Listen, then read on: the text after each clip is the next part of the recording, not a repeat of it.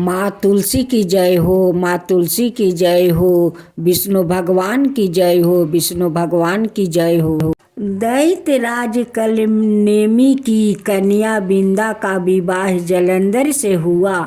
जलंधर महाराक्षस था, अपनी साता के पद में चूर है।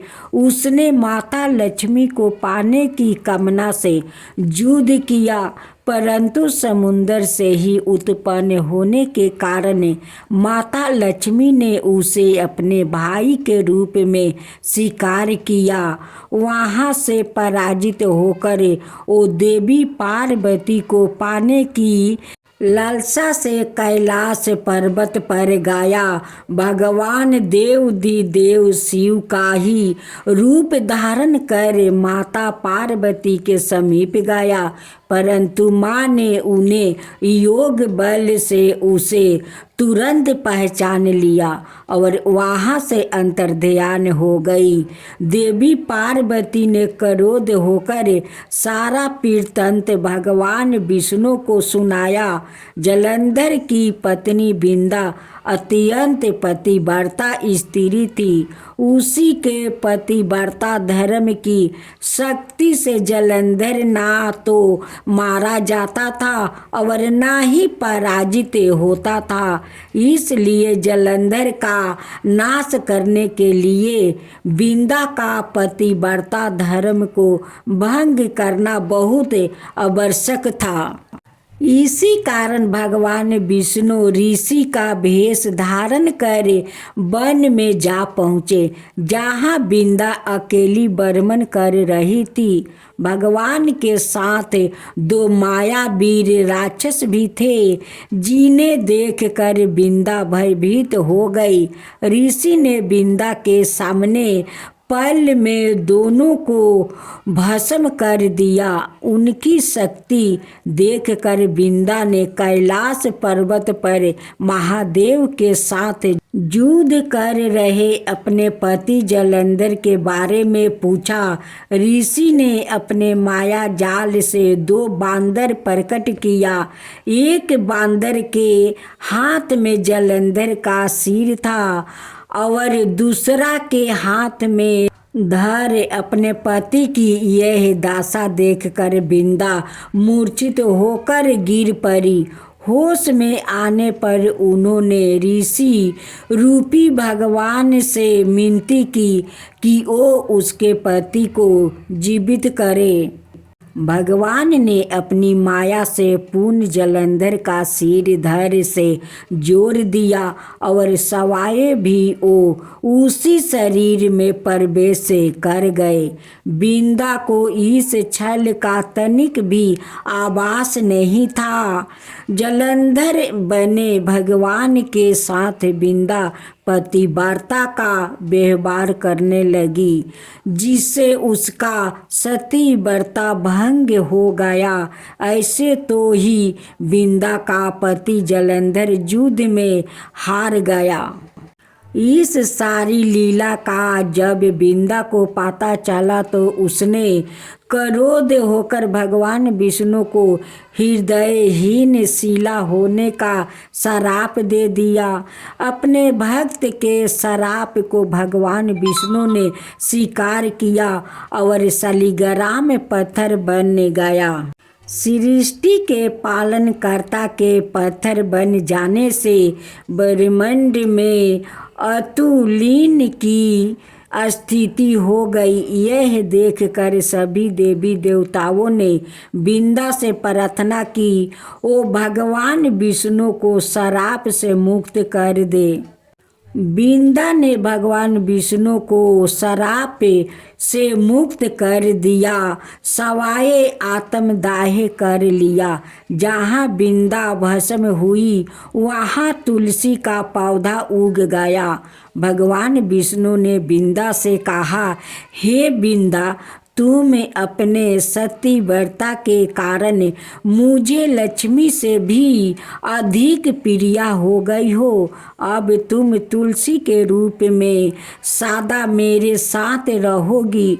जो मनुष्य भी मेरे शालिग्राम रूप के साथ तुलसी का विवाह करेगा उसे इस लोक और परलोक में विपुल यश प्राप्ति होगा। ऐसी मान्यता है कि जिस घर में तुलसी होती है वहाँ यम के दूत भी असमय नहीं जा सकते। मृत्यु के समय जिसके प्राण मंजीरी रहती तुलसी और गंगा जल मुख में राख कर निगल जाते हैं, वो पापों से मुक्त होकर वैकुंठ धाम को प्राप्ति होता है। जो मनुष्य तुलसी अमले की छाया में अपने पितरों का श्राद्ध करता है उसके पितरों मोक्ष को प्राप्ति हो जाते हैं।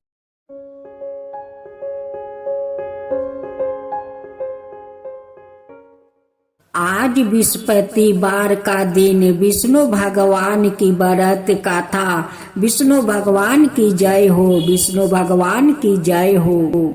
एक बार धनपति ने अपने पति देव स्वामी से कहा, स्वामी आपका ध्यान किधर रहता है? इस और नहीं गाया कि हमारी पुत्री गुणवती अब विवाह योग्य हो गई है। अब समय आ गया है कि आप इसके लिए एक अच्छा सा वर ढूंढे। अपनी पत्नी की बात सुनकर देव स्वामी बोला, हाँ धनपति तुमने ठीक कहा है। मेरा तो इस अवर ध्यान ही नहीं गया कि अब हमारी पुत्री युवा हो गई है। सचमुच मुझे इसके विवाह की चिंता करनी चाहिए। पति की बात सुनकर धनपति प्रफुल्लित हो उठी कि अब देव स्वामी पुत्री गुणवती के लिए अवर से अच्छा सा वर ढूंढ लाएंगे। देव स्वामी ने विचार किया कि पुत्री के लिए वर की खोज शुरू कर देने से पहले किसी अच्छे ज्योतिषी से गुणवती की कुंडली दिखाकर पूछ लेना चाहिए कि उसके लिए किस प्रकार का वर उत्तम रहेगा। अपने विचार को कार्य रूप देने के लिए देव स्वामी गुणवती की कुंडली लेकर एक प्रसिद्ध ज्योतिषी के पास पहुंचा।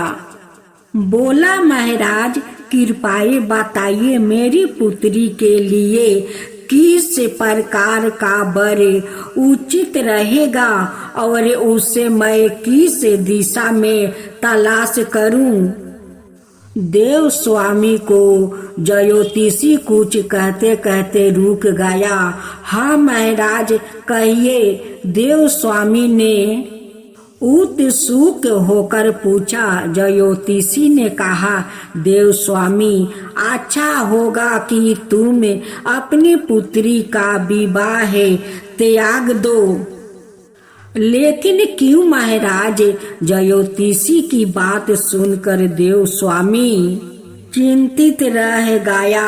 ज्योतिषी ने गंभीर स्वर में कहा, क्योंकि सतपदी होते होते तुम्हारी पुत्री विधवा हो जाएगी। ज्योतिषी की बात सुनकर देव स्वामी काफी गंभीर और उदास हो गया। उसने ज्योतिषी से इस विपदा के निवारण का उपाय पूछा। तब ज्योतिषी ने बताया, सिंहलद्वीप में भगवान विष्णु की भक्त सोमा नाम की एक धोबिन रहती है, जिसका पुण्य गुणवती के इस संकट को संपत्त कर सकती है। यदि वो गुणवती के विवाह के समय उपस्थित रहे तो वह सतपदी के समय गुणवती को विधवा होने से बचा सकती है। देव स्वामी जब घर लौटा तो उसने अपनी पत्नी और पुत्री को इस विमंडा के बारे में बताया। पिता की बात सुनकर गुणवती ने कहा, पिताजी, मैं सोमा के पास जाऊंगी और उसकी सेवा कर उसके पुण्य के प्रताप से अपना भविष्य सुधारूंगी। अनाथ वो ही सारा जीवन व्यतीत कर दूंगी। कोई और विकल्प ना देख कर देव स्वामी को भी अपनी प्रिय पुत्री का आग्रह स्वीकार करना पड़ा। उसने अपने सबसे छोटे पुत्री शील स्वामी को गुणवती के साथ भेज दिया।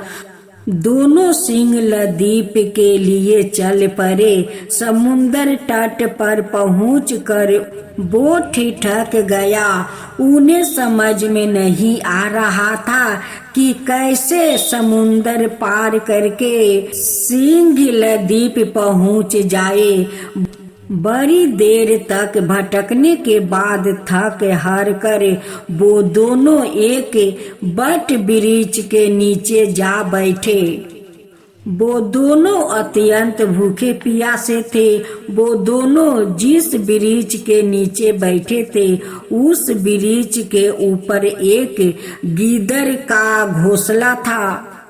गीदड़ अपने बच्चों के लिए भोजन की तलाश में गया था। बच्चे घोंसले में ही थे और गुणवती और शील स्वामी की दशा देखकर दुखी हो रहे थे। जैसे ही गीदड़ बच्चों के लिए भोजन लेकर लौटा वैसे ही बच्चों ने उन दोनों भाई बहन के बारे में उसे बताया था। उनकी मदद करने का आग्रह किया। अपने बच्चों का आग्रह सुनकर गिद्दर पसीज उठा और उसने गुणवती और शील स्वामी को अपने पंखों पर बैठाकर सिंगल द्वीप में सोम के घर के निकट पहुंचा दिया। सिंगल द्वीप में सोमा के घर के निकट पहुंचकर गुणवती विचार करने लगी। ज्योतिषी ने बताया था कि यदि सोमा मेरे विवाह के अवसर पर उपस्थित रहे तो मैं सप्तपदी के समय विधवा होने से बच सकती हूँ। अंत सोमा को प्रसन्न करके ही साथ चलने का आग्रह किया जा सकता है।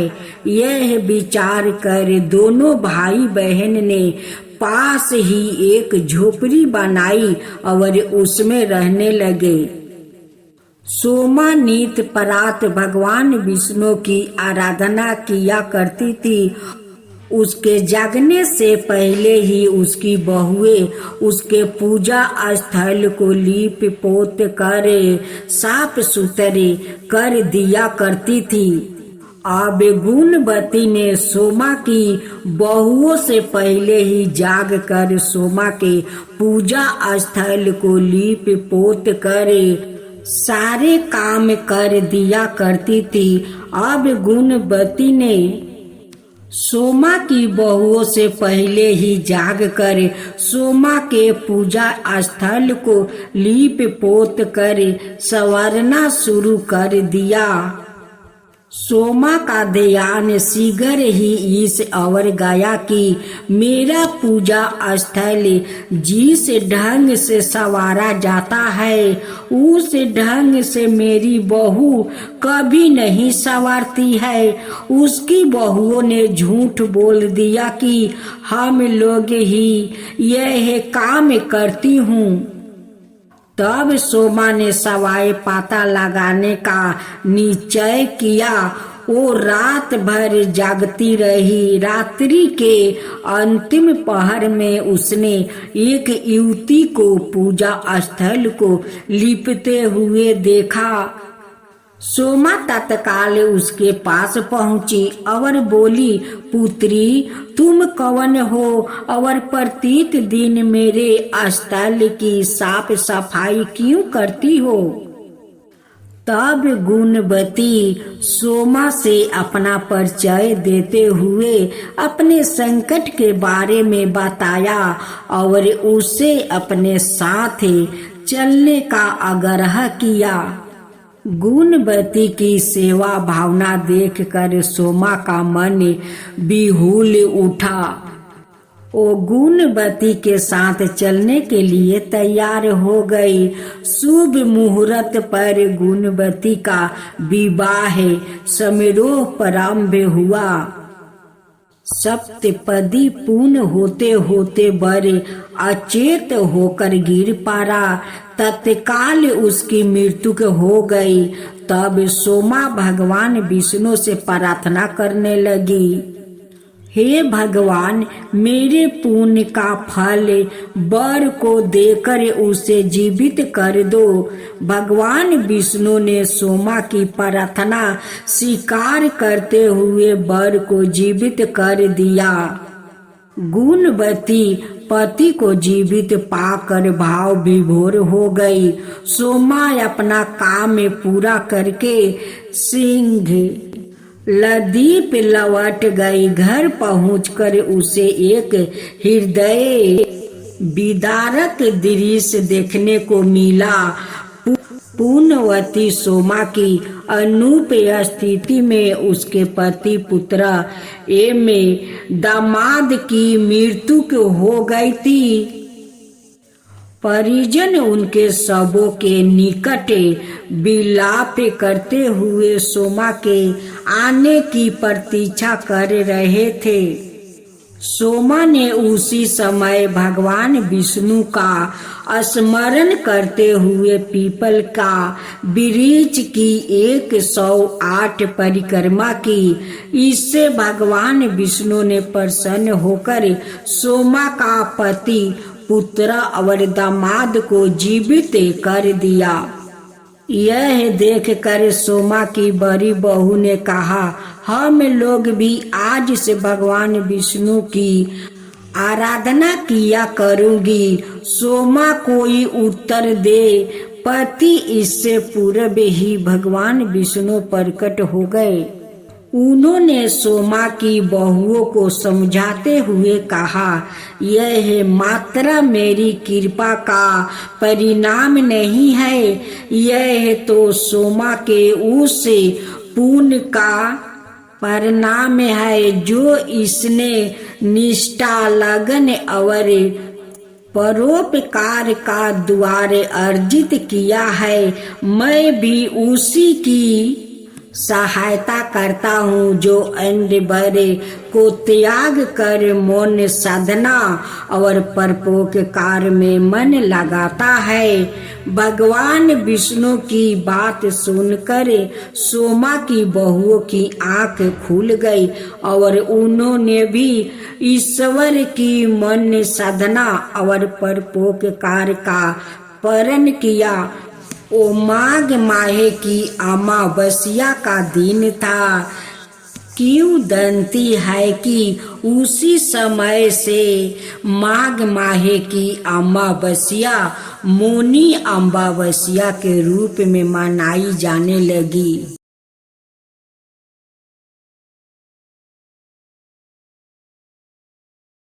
भक्तजनों, आज आप सुने विष्णु भगवान का मोहिनी रूप की अवतार एकादशी व्रत कथा। मोहिनी एकादशी मनाई जा रही है। मोहिनी अवतार की पौराणिक कथा के अनुसार जब समुद्र मंथन से निकला अमृत कलश दैत्य एक दूसरे के हाथों से छीन रहे थे। इसी बीच एक मनोरम स्त्री उनके बीच में चली आई। सभी उस मनोरम स्त्री के सुंदर को देख हाटत मोहिनी हो गई। वो सभी आपस का झगड़ा भूल कर उन मनोरम स्त्री के पास दौड़ कर गए। दैत्यों ने देवी से पूछा, तुम कौन हो, कहाँ से आई हो, सुंदरी तुम क्या करना चाहती हो। देवी को देखकर दैत्यों के बीच खलबली मच गया। दैत्य कहने लगे, अब तक देवता दैत्य सीधे गंधर्व चरण और लोक परलोक ने तुम्हें स्पर्श नहीं किए होंगे। अवश्य ही देवताओं ने तुम्हें संपूर्ण इंद्रानियों एवं मन को दीपित करने के लिए भेजा होगा। सुंदरी, तुम हमारा झगड़ा मिटा दो। तुम अन्याय अनुसार निष्पक्ष भाव से इस अमृत को बांट दो, जिससे हम लोग में और अधिक झगड़ा ना हो। प्रस्ताव में श्री हरि विष्णु योग माया शक्ति से योग के हो मोहिनी अवतार धारण किए हुए दैत्यों के पास गए थे। योग माया शक्ति के प्रभाव से तीनों लोकों में ऐसा कोई भी नहीं है जिसे बस में नहीं किया जा सकता है। यही योग माया शक्ति आदि शक्ति है।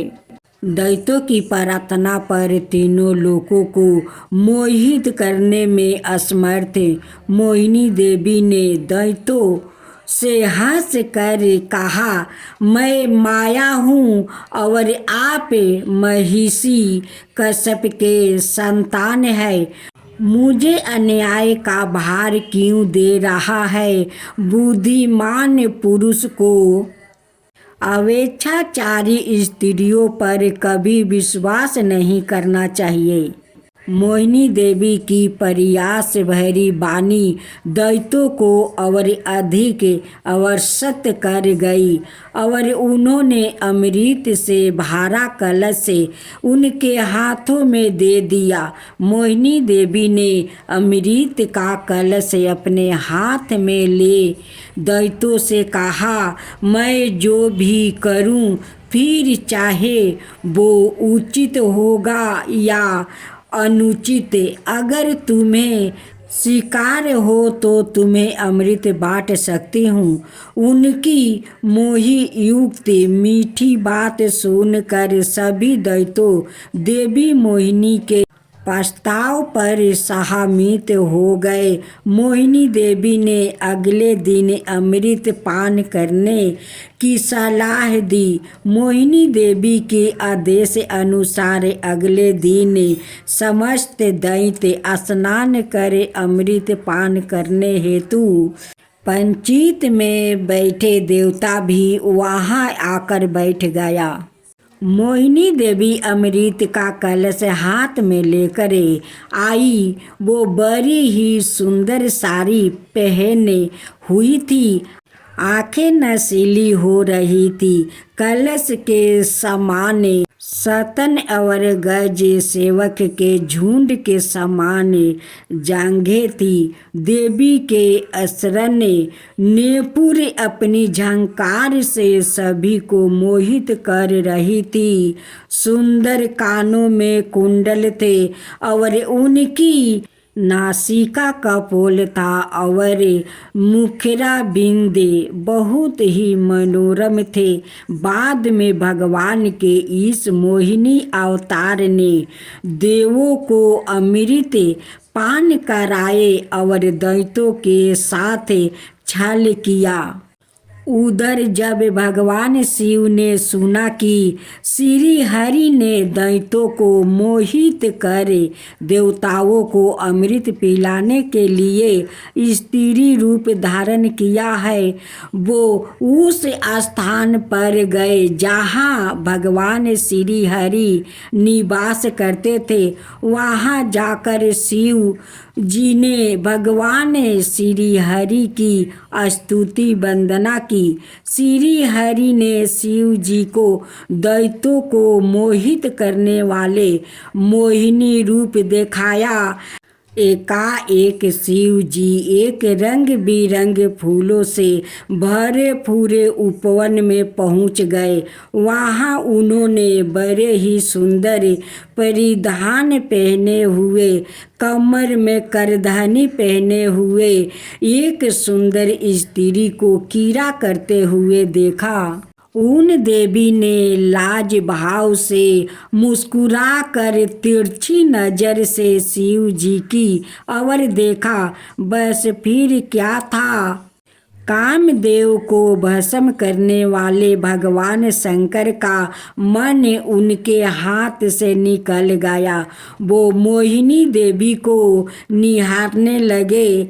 उनकी चित बन के रस में डूबे शिव जी इतने भावतुर हो गए कि उन्होंने अपने आप की भी सूध नहीं रही। जहाँ भगवान शंकर की मोहिनी देवी पर आंखें लग जाती थी, लगी ही रहती थी और उनका मन वही रमन करने लगता था। वो मोहिनी देवी के अत्यंत आक्रोश हो गए थे। उन्होंने मोहिनी भी अपने प्रति आसक्त जन पड़ती थी। उनके हाव भाव के शिव जी का विवेक शून्य हो गया था और वो कामतुर हो गए थे। अपने बैरी कामदेव से मानो परास्त होकर महादेव जी विष्णु के मायामय मोहिनी रूप को जानकर भी पीछे पीछे दौड़ने लगे।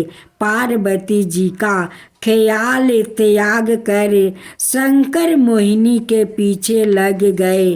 उन्होंने उत्तम होकर मोहिनी के केस पकड़ लिया। मोहिनी अपने केसों को छुड़वा कर फिर वहाँ से चल दिया। शंकर फिर उसके पीछे पीछे दौड़ने लगे।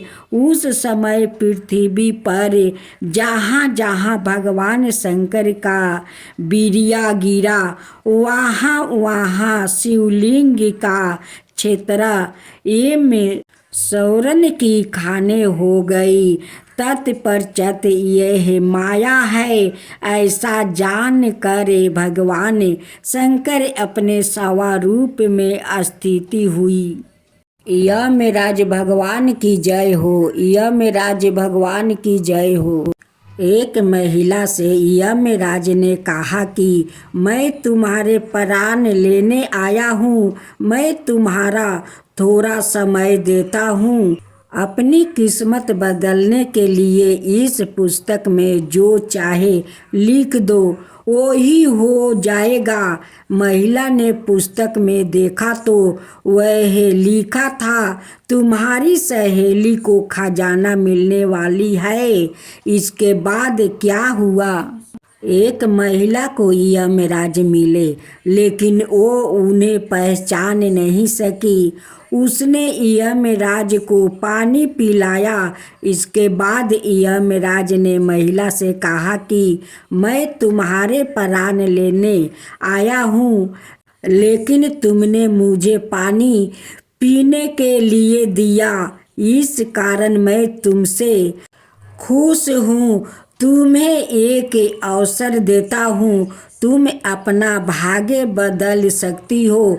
या कहकर यमराज ने एक पुस्तक महिला को दे दिया और कहा कि इस पुस्तक में तुम्हारे नाम का एक दृष्टि है। वहाँ तुम अपने लिए जो चाहती हो वो लिख सकती हो। जैसा लिखोगी वैसा ही होगा। महिला ने पुस्तक हाथ में ली और जैसे ही उसे खोला तो उसमें लिखा था कि तुम्हारी सहेली को खजाना मिलने वाला है। महिला ने वहाँ लिख दिया कि उसे खजाना ना मिले। अगला पोस्टर खोला तो उस पर लिखा था कि तुम्हारी पड़ोसी का पति राजा का मंत्री बनने वाला है। महिला ने वहाँ लिख दिया कि वो मंत्री ना बने। कुछ ही देर में उसे अपने नाम का पृष्ठ मिला। वो खुद के लिए अच्छा लिखने के लिए सोचने लगी, लेकिन जैसे ही वो लिखने वाली थी, यमराज ने पुस्तक के ली। यमराज ने महिला से कहा कि अब तुम्हारा समय खत्म हो गया है। तुम दूसरों का बुरा करने के चक्कर में खुद का भला नहीं कर सकती है। महिला को पछतावा होने लगा कि उसने सुनहरा अवसर खो दिया। इसके बाद यमराज ने उस महिला के प्राणों का हरण कर लिया। इस कथा की लिख यह है कि काफ़ी लोग दूसरों का बुरा सोचते रहते हैं, मौका मिलने पर दूसरों का बुरा करते हैं। इस चक्कर में वो कई बार खुद का भला करने का अवसर खो देता है। हम दूसरों का भला ना कर सके तो कम से कम किसी का बुरा भी नहीं करना चाहिए। यही सच्ची मानवता है। अगर वो महिला अपनी मित्र और पड़ोसी का बुरा नहीं सोचती तो खुद का भाग्य बदल सकती थी, लेकिन उसने पहले उनका बुरा करने की सोची और खुद के प्राण नहीं बचा सकी। भक्तों जनों, आज आप सुने अमावस्या की 3 पनौती कथा। एक गांव में सास और बहू अकेले रहती थी और उनका बेटा विदेश में कमाने के लिए गया था। सास और बहू बहुत अच्छे से रहती थी। दोनों एक दूसरे की देखभाल करती थी। एक दिन बहू ने खाना नहीं खाया तो सास ने बहू से पूछा कि आज तुमने खाना क्यों नहीं खाई। तब बहू ने कहा कि सासू माँ, आज मेरा 3 पनौती अमावस्या का व्रत है, इसलिए मैंने खाना नहीं खाई। तब सासू ने कहा कि बहू, यह व्रत क्यों होता है और यह व्रत करने से क्या फल मिलता है, मुझे भी समझाओ। तब बहू ने कहा कि सासू माँ, 3 पनौती अमावस्या का व्रत करने से बहुत पुण्य मिलता है। घर में अन्न धन बना रहता है, सुख शांति रहती है और अटल सुहाग मिलता है और पुत्र प्राप्ति होती है। इस व्रत से प्रत्येक वर्ष अलग अलग खाना खाया जाता है और विष्णु भगवान के मंदिर में चढ़ावा चढ़ाए जाता है। यह फिर किसी ब्राह्मण को दान दिया जाता है। इस व्रत में पहले साल शक्कर, घी और चावल से बना खाना खाया जाता है। पहले साल व्रत पूर्ण होने के बाद 1.25 किलो चावल और 1 कटोरी घी और 1 कटोरी शक्कर का दान किसी ब्राह्मण को दान दिया जाता है। दूसरे साल जौ, घी और शक्कर से बना खाना खाया जाता है। जब दूसरे साल व्रत पूर्ण हो जाए तो 1.25 किलो जौ, 1 कटोरी घी और 1 कटोरी शक्कर किसी मंदिर में चढ़ाए, फिर किसी ब्राह्मण को दान देना होता है। तीसरे साल गुड़, तिल और घी से बने भोजन खाने चाहिए। जब तीसरे साल व्रत पूर्ण हो जाए तो आधा किलो तिल गुड़ और 1 कटोरी घी किसी मंदिर में चढ़ाया जाता या फिर किसी ब्राह्मण को दान दिया जाता है। ऐसे ही 3 पनौती अमावस्या व्रत कहा जाता है। फिर बहू ने कहा कि इस व्रत का अगर संकल्प लेते हैं तो इसे पूरा करना जरूरी होता है। अगर पूरा नहीं कर सकते हैं तो सास बहू में झगड़ा और घर में अशांति आती है। तब सासू ने कहा कि मेरी तो उम्र हो गई है, लेकिन तुम यह व्रत करो। और बहू यह व्रत का आरंभ करती है। लेकिन एक दिन बहू ने किसी के कहने पर गेहूं से बनी रोटी खा ली और अमावस्या माता इस बात से नाराज हो गई। जो सास और बहू बहुत ही प्यार से रहती थी, इन दोनों में झगड़ा शुरू होने लगी। सभी गांव वाले भी हैरान हो गया कि यह सब क्यों हो रहा है। सास अपनी बहू को कहने लगी कि तुम जब से हमारे घर में बहू बन के आई हो तब से हमारे घर की लक्ष्मी चली गई है। तुम हमारे लिए शुभ नहीं हो। तब बहू ने कहा कि आपके घर की लक्ष्मी चली गई है तो कहाँ मिलेगी, मुझे बताओ, मैं लक्ष्मी को लेकर आऊंगी। तब सासू ने कहा कि लक्ष्मी तुमको समुंदर के बीच में भगवान विष्णु के पैरों दबाते हुए मिलेगी। तब बहू यह कहकर चली जाती है कि अब जब तक मैं लक्ष्मी को लेके नहीं आऊंगी तब तक इस घर में पैर नहीं रखूंगी। इतना कहकर बहू लक्ष्मी की खोज में निकल जाती है। जब बहू लक्ष्मी को खोजने के लिए निकलती है तब उसे बीच रास्ते में एक गाय माता मिलती है। वो बहू से पूछती है कि आप कहाँ जा रही है। तब बहू ने कहा कि हे गाय माता, मेरी सासू मुझे कहती है कि मेरे आने से उनके घर में अन्न धन की कमी हो गई है और उनके घर की लक्ष्मी चली गई है, तो मैं लक्ष्मी को लेने जा रही हूँ। तब गाय माता ने कहा कि हे बेटी, अगर तुम जा ही रही हो तो भगवान से मेरे बारे में भी पूछ लेना। तब बहू बोलती है कि ठीक है गाय माता, बताओ, मैं आपके बारे में भी पूछ लूँगी।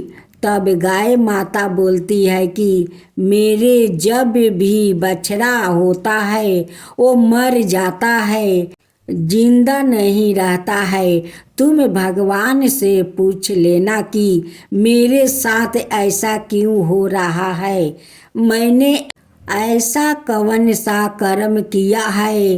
तब बहू बोली, गाय माता, मैं आपके बारे में ज़रूर पूछ लूँगी। यह कहकर बहू आगे बढ़ती है। अब आगे जाते ही बहू को एक घोड़ी मिलती है जिसके गले में घंटी बंधी हुई होती है। घोड़ी ने भी कहा कि बेटी, तुम मेरे दुख का निवारण भी भगवान से पूछ लेना। तब बहू ने कहा, जरूर पूछ लूँगी। यह कहकर बहू आगे बढ़ती है।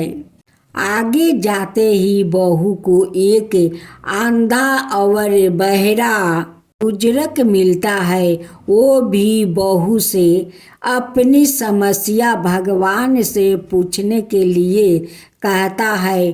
तब बहू उसकी समस्या भी भगवान से पूछने का कह कर आगे बढ़ती है। आगे जाते ही बहू को एक बुढ़िया औरत मिलती है जो हाथ और पैर से अपाहिज हो जाती है। वो भी बहू से अपनी समस्या भगवान को पूछने के लिए कहती है। तब बहू उसे समस्या को भी पूछने के लिए तैयार हो जाती है और आगे बढ़ती है। आगे जाते ही बहू थक जाती है और एक आम के पेड़ के नीचे बैठ जाती है। तब आम का पेड़ खुश होकर बहू से पूछता है कि बेटी तुम कहाँ से आई और कहाँ जा रही हो। तब बहू बताती है वो लक्ष्मी को लेने जा रही है। तब पेड़ भी अपनी समस्या भगवान को पूछने के लिए कहता है कि मेरे पेड़ पर लगे आम खट्टे ही क्यों होते हैं, इस बारे में भगवान को जरूर पूछना। तब बहू उसकी समस्या लेकर आगे बढ़ती है। आगे जाते ही बहू को एक तालाई मिलती है।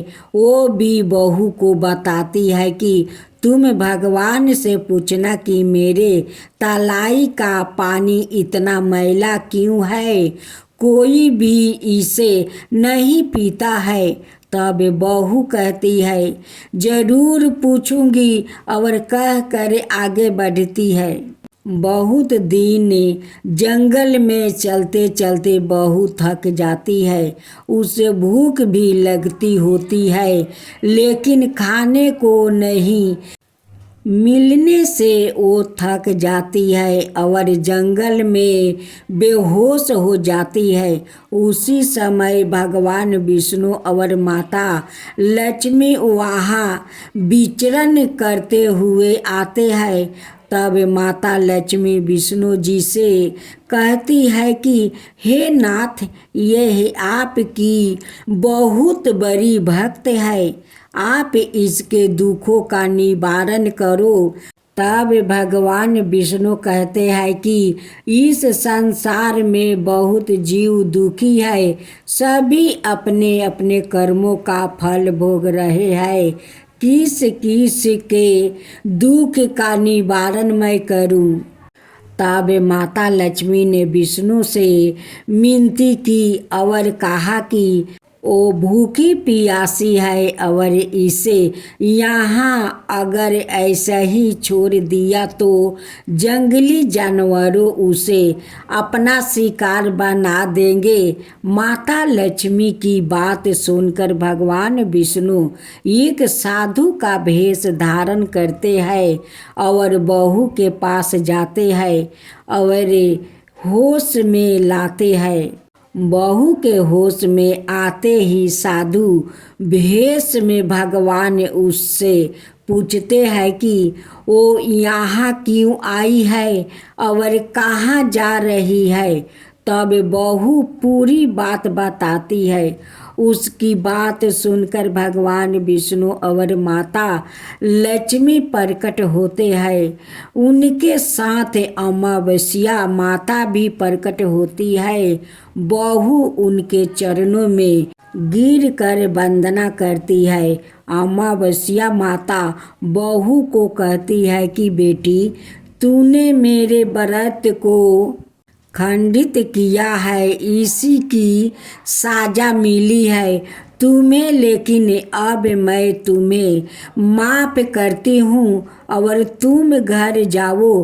तुम्हारा घर अन्न धन से संपन्न होगा, तुम्हारा घर सुंदर महल में बदल जाएगा और तुम्हारी सभी मनोकामना पूर्ण होगी। यह सब होने के पश्चात बहू रास्ते में जो भी मिला उन्हें सभी के दुखों का निवारण करने के लिए मिनती करती है। तब भगवान विष्णु बोलते हैं कि गाय ने कभी अपना दूध किसी को नहीं पिलाया, उसी वजह से उसके बछड़े जिंदा नहीं रहते हैं। तुम उसका दूध पी लेना, जिससे उसके बछड़े जिंदा रहने लगेगा। घोड़ी पिछले जन्म में आटा पीसने वाली महिला थी। वो किसी को आटा पीस के नहीं देती थी, इसलिए उसके गले में चक्की के पाट बांधा हुआ है। तुम उसके पाट खोल देना, वो बिल्कुल ठीक हो जाएगी। बुजुर्गों कभी भगवान के मंदिर नहीं गया और ना ही उसने कभी भगवान का भजन सुना। तुम उसको मंदिर ले जाना और दर्शन करवा देना, वो ठीक हो जाएगी। बुजुर्गों महिला जो थी उसने कभी भी अपनी जवानी में दान पुण्य नहीं किया, इसलिए उसे यह सजा मिली है। तुम उससे दान करवा देना तो उसकी विकलांगता दूर हो जाएगी। उस आम के पेड़ ने कभी किसी बच्चों को अपने आम खाने नहीं दिया, इसलिए उसके सभी आम खट्टे होते हैं। तुम उस पेड़ का आम खा लेना, फिर उसके पेड़ पर मीठे आम आएगा। तालाई का पानी पिछले जन्म में देवरानी जेठानी थी। वो हमेशा झगड़ती रहती थी, इसलिए उसका पानी मैला है। तुम उसका पानी पी लेना, वो तालाई शुद्ध हो जाएगी। बहू ने भगवान विष्णु, माता लक्ष्मी और अम्बावस्या माता को नमन करके घर जाने के लिए निकलती है और रास्ते में उसे जो जो भी मिला उनके सभी समस्या भगवान के कहे अनुसार दूर करती है। सभी उसे आशीर्वाद देते हैं। घर जाते ही उसका घर एक सुंदर महल में परिवर्तित हो जाता है और घर में अन्न धन भरा मिलता है। अब बहू सास से कहती है कि सासू माँ, आपने सच कहा था, मैं आपका लिए शुभ नहीं हूँ। मेरे जाने से ही आपके घर में लक्ष्मी आई है। अब आप यहाँ रहे, मैं मरने जा रही हूँ। तब सासू ने कहा कि हे बेटी, यह सब तुम्हारे पनौती अमावस्या व्रत का फल हमें मिला है। तुम यहाँ पर ही रहोगी, कहीं नहीं जाओगी। और सास बहू खुशी खुशी रहने लगे। एक दिन उसका बेटा भी विदेश से लौट आया और घर में यह सब देखा। तब उसकी माँ ने सब बात उसे बताई। इस तरह वो लोग खुशी खुशी रहने लगे। खूब सुंदर तुलसी की गाथा। तुलसी माता की जय हो, तुलसी माता की जय हो। एक छोटी सी तुलसी रास्ते में बैठी हुई थी, आशा लगाकर कि कोई भी तो मुझे ले जाएगा।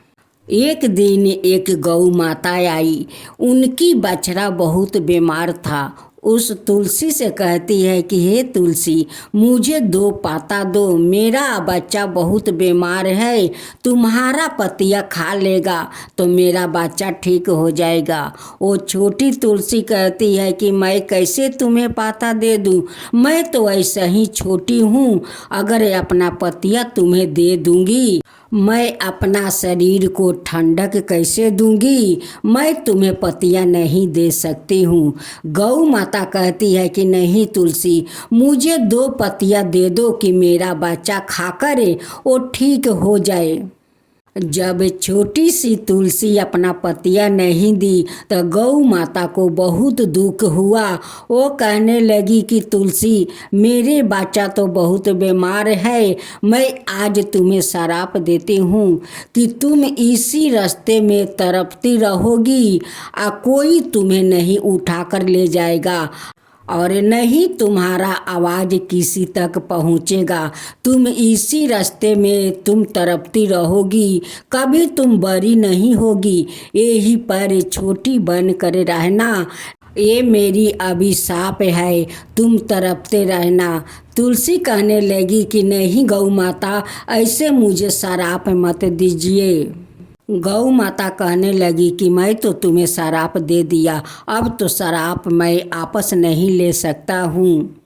तुलसी कहने लगी कि हाँ, अब तो आप श्राप नहीं ले सकती है, लेकिन कोई तो उपाय बताइए कि मेरी आवाज़ उस तक जाए और वो मुझे ले जाए अपना घर। गौ माता कहती है कि हाँ, इसी रास्ते से कोई पशु आएगा और तुम्हारा आवाज़ वही पशु सुनेगा और वही पशु तुम्हें उठाकर ले जाएगा, तभी तुम किसी को घर जा सकती हो। गौ माता कहकर चली गई। एक के गांव में एक साहूकार था। उस साहूकार ने बहुत दिन से माँ तुलसी का वो पौधा खोज रही थी, लेकिन तुलसी पौधा उन्हें नहीं मिला। वो साहूकार एक कुत्ता को पोस रखा था। वो कुत्ता एक दिन उसी रास्ता से आ रहा था तो माँ तुलसी बोला रही थी कि कोई तो मुझे ले चलो, कोई तो मुझे ले चलो, इस रास्ते से कोई तो मुझे ले चलो। उस तुलसी का आवाज़ उस कुत्ता तक पहुँच जाता है। कुत्ता चारों दिगे खोजने लगता है कि कौन ऐसा आदमी है कि बोलता है कि मुझे ले चलो, मुझे ले चलो। कुत्ता जब कुछ और आगे बढ़ा तो उस छोटी सा तुलसी पर नजर पड़ा। वो कहने लगे कि यही तुलसी ना पुकार रही है। वो कुत्ता उस तुलसी को उठाकर अपना दांत से वो लेकर जाते हैं साहूकार का घर। जब साहूकारनी उस कुत्ता का मुंह में तुलसी का पौधा देखती है तो अपना पति को बुलाने लगती है। कहती है कि देखिए देखिए, हम लोग का कुत्ता तुलसी का पौधा ले आया है। हम लोग इतना दिन से तुलसी को खोजते हैं, लेकिन तुलसी आज तक हम लोग के नहीं मिला। देखिए, आज हम लोग का कुत्ता तुलसी का पौधा लाया है। साहूकारनी कहती है कि भैरो तुम ठहरो, मैं अभी आरती का थाल लेकर आती हूँ।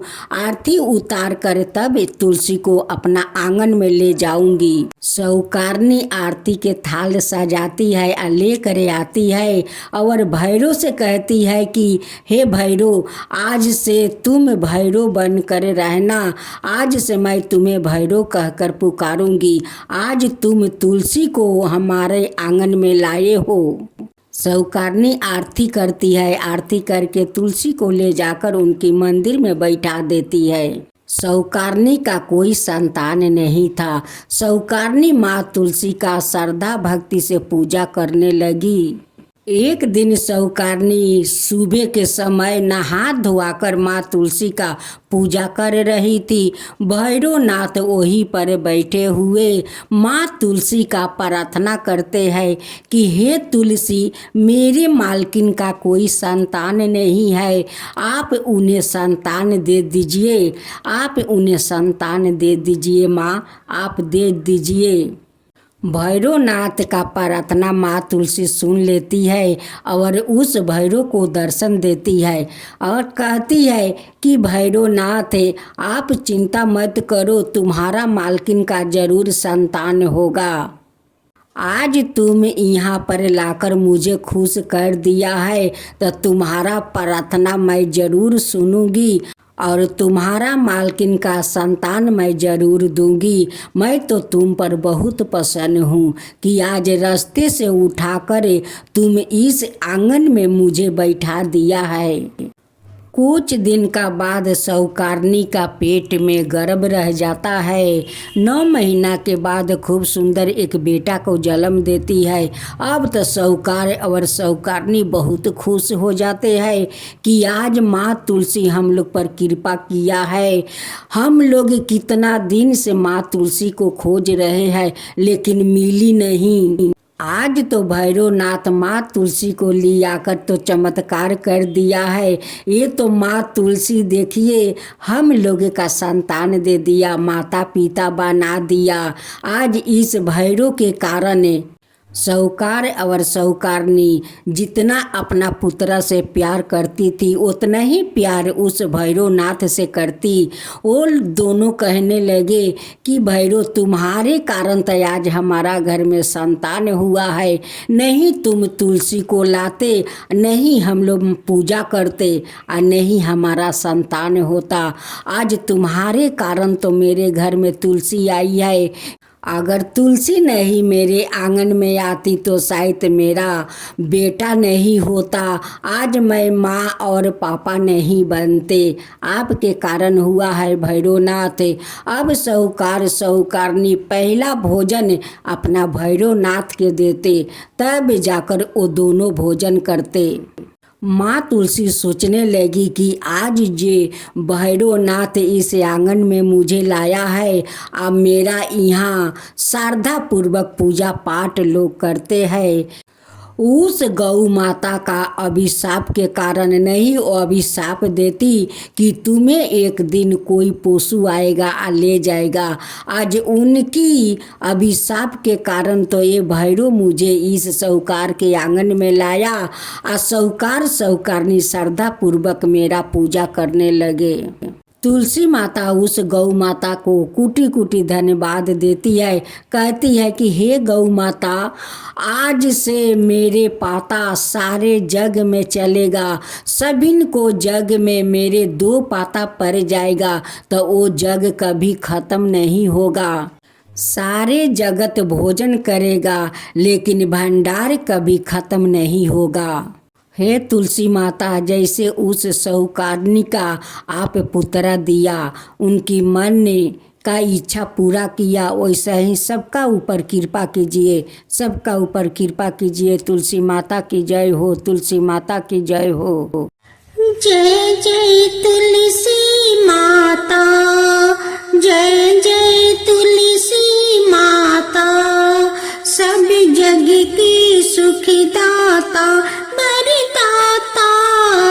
जय जय तुलसी माता, जय जय तुलसी माता, सब योग के ऊपर सब रोग के ऊपर रुझ से रक्षा करके भाव तराता।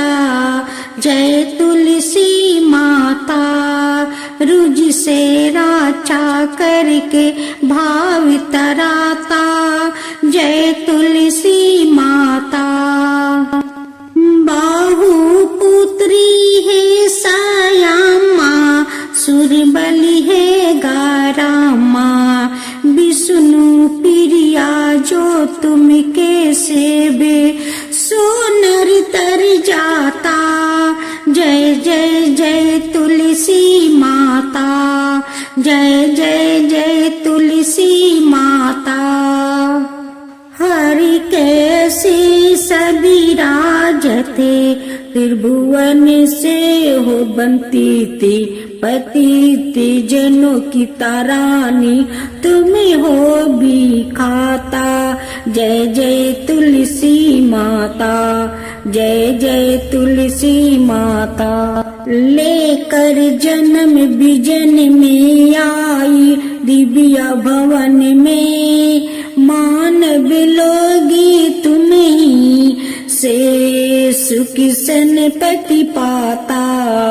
मानव लोगी तुम्हीं से सुख सनपति पाता। जय जय तुलसी माता, जय जय तुलसी माता।